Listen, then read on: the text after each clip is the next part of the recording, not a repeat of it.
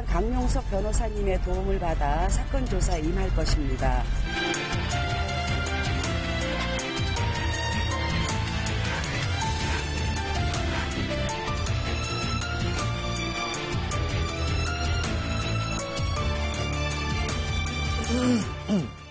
자, 사사건 플러스 최진봉 교수, 손정혜 변호사 자리했습니다. 어서 오십시오. 안녕하세요. 안녕하세요. 오늘 첫 번째 주제 보겠습니다. 쌍용차 해고자들이 9년 만에 모두 복직하기로 했습니다. 이 어려운 합의를 마친 노사가 그동안 세상을 떠난 쌍용차 해고 노동자들의 분향소를 같이 찾은 그 화면도 준비가 되어 있습니다.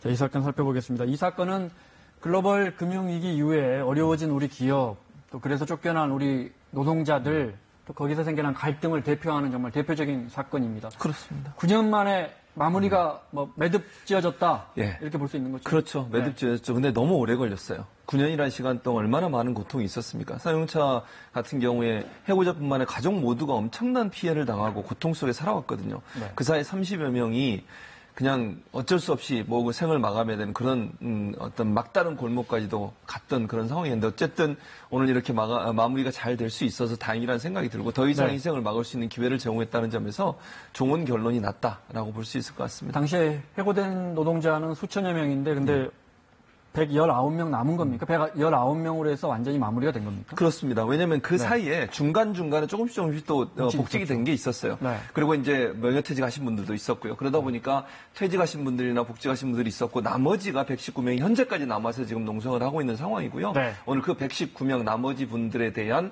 어떻게 처리할까, 그러니까 복직을 어떤 식으로 할 거냐 하는 부분을 네. 합의를 했기 때문에 이제 마무리가 되는 수순을 밟고 있다고 보면 될 것 같습니다. 말씀하신 것처럼 법원의 판결도 아니고 합의로 이루어져서 더 모양새가 좋은 것 같습니다. 그때 이야기를 좀 해보겠습니다. 9년 전에 그때 해고하던 당시의 배경은 어떤 겁니까? 일단은 상하이 자동차가 IMF 우리나라 굉장히 어려웠을 때 쌍용 자동차의 대주주가 됩니다. 지분을 인수하게 되는데요. 2008년에 이제 글로벌 금융위기가 터졌고 여러 가지 경영상의 어려움은 있었지만 쌍용 자동차의 갖가지 기술과 핵심 연구원들을 중국 본사로 이전하고 그 다음에 법정 관리를 신청하면서 경영상의 어려움이 있다는 이유로 이제 대량 해고, 인력 구조 조정을 하겠다라고 이렇게 발표를 했고요. 그 규모가 굉장히 컸습니다. 말씀하신 것처럼 수천 명의 규모에 이르렀고요. 네. 이에 대해서 이제 그 노조 측은 인정할 수 없다. 이렇게 대량 해고는 있을 수 없다라고 해서 구조 조정을 거부하고 2009년 5월 22일부터 이제 평택 공장을 점거하고 농상을 시작하게 됐습니다. 네. 그 노조의 농성을 진압하는 과정에서 우리가 아는 것처럼 강경한 진압이 이루어졌고 오랫동안 논란이 됐죠. 그 장면 잠깐 보겠습니다.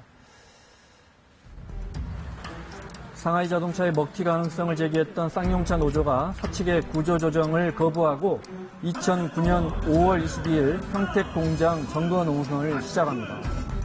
일자리 빼앗길 수 없습니다. 빼앗길 수 없는 일자리를 우리가 거기에서 밥 해먹고 라면 끓여 먹으면서 우리 일자리를 지키겠다는 의지입니다. 사측은 직장 폐쇄로 맞섰고요. 노조원들이 점거하고 있던 공장의 전기와 수도를 끊었습니다. 지옥이었었죠, 지옥. 라면 한 분달이 부셔가지고 3-4명이 죽었어서 10일을 먹었어. 15일 정도 먹었지. 이제 전기까지 끊을 줄 몰랐어. 시간이 갈수록 노사의 갈등이 커졌고 점점 공장 주변은 이렇게 험악한 싸움판으로 번져갔습니다. 지식이 어려운 상태입니다 하는 그런 표현으로 가늠하도록 하겠습니다. 당시 조현호 경기지방경찰청장의 기자회견 다음 날 바로 쌍용차 평택 공장에 최루캡 출입화됐고요. 2009년 8월 5일 본격적으로 경찰이 노조 진압 작전에 나섰습니다. 헬기가 동원됐고요. 부상자가 속출했습니다. 대형 크레인도 동원됐고요. 물대포와 소화기로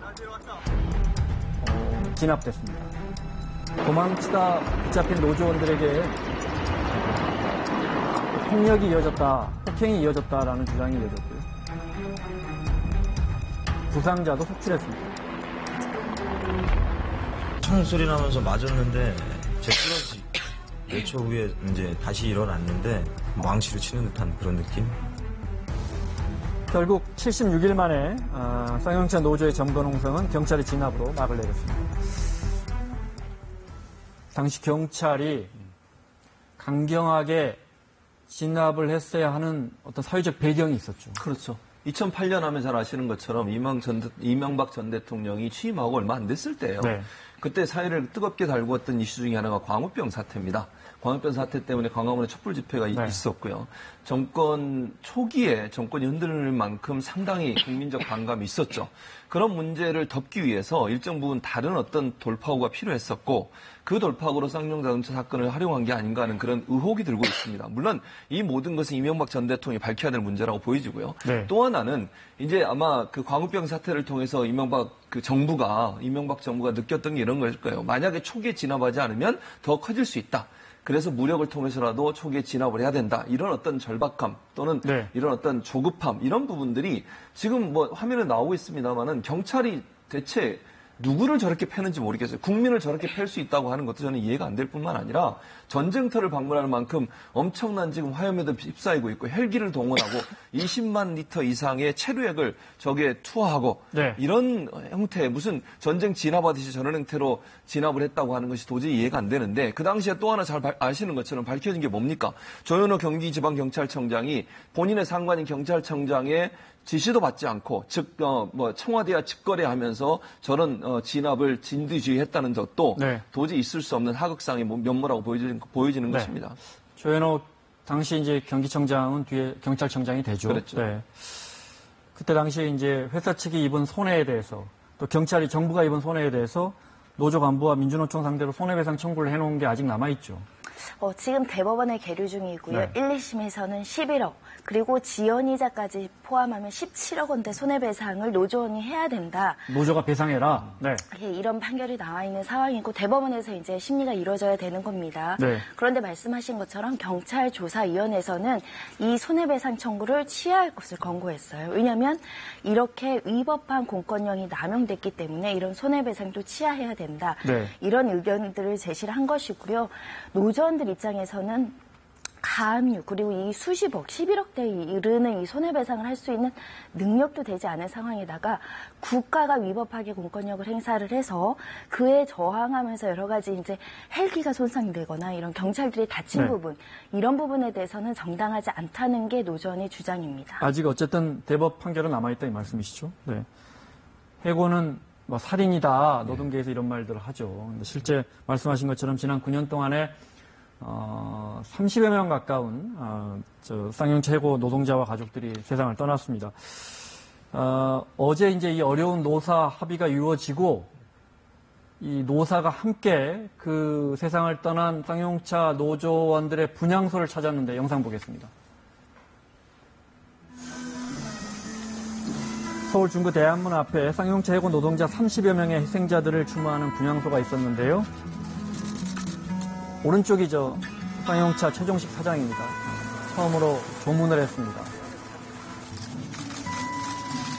쌍용차 최종식 사장, 홍봉석 노조위원장, 문성현 경제사회 노동위원장 등이 같이 조문을 했습니다.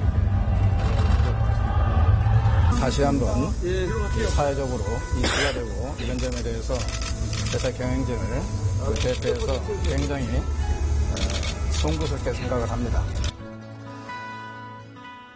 쌍용차 사장이 해고된 근로자들의 분향소를 찾는 날이 오는군요. 네, 이런 걸 화해라고 하죠. 오늘 복직에 합의했습니다. 예. 내용이 어떻게 됩니까? 합의 내용은 이렇습니다. 현재 119명 중에 60%를 올해 말까지 복직을 시킨다. 네. 나머지 40%는 내년 상반기 전에 복직을 시키는 걸로 계획이 되어 있고요. 네. 만약의 경우에 내년 상반기 전에 이제 부서가 배치가 돼야 되지 않겠습니까? 네, 복직을 네. 시키려면 부서를 정해서 그 부서에 일할 수 있도록 배치를 해야 되는데 부서가 정해지지 않을 경우에는 6개월 동안 무급 휴가를 줘서라도 일단 생계를 유지할 수 있도록 해준다. 그리고 나서 내년 말까지는 부서 배치를 완성한다라고 하는 게 합의 내용의 주 내용입니다. 네. 그동안에도 몇 차례 합의가 있었지만 잘 지켜지지 않았거든요. 거기에 대한 우려는 있는 것 같아요. 일단 2015년도에서도 합의가 있었는데 이게 이제 단계적으로 이행을 하고 있다고 하지만 일거에 복직하는 건 좀 어려웠습니다. 지금 회사 측에서는 일단은 경제적으로 이 경영상 좀 부담이 된다. 왜냐하면 생산 능력이 이 정도 필요하고 근로자들을 배치하는 이 수준이 필요한데 그게 늘지 않는다는 쌍용차도 것이고요. 지금 적자거든요. 예, 네. 왜 적자가 누적되고 있는 상황에서 이번에 신차가 나와서 생산 물량이 많아진다고 한다면 이게 가능하겠지만 최대한 노력을 해서 단계적으로 꼭 이행을 하겠다라는 입장은 밝히고 있는 상황입니다. 네, 알겠습니다.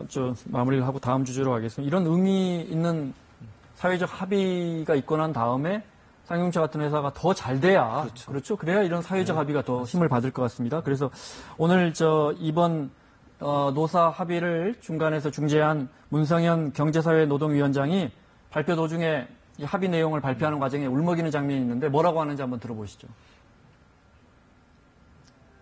10년 동안 가정을 지켜주신 가족들에게 정부를 대신해서 감사의 말씀 드리겠습니다.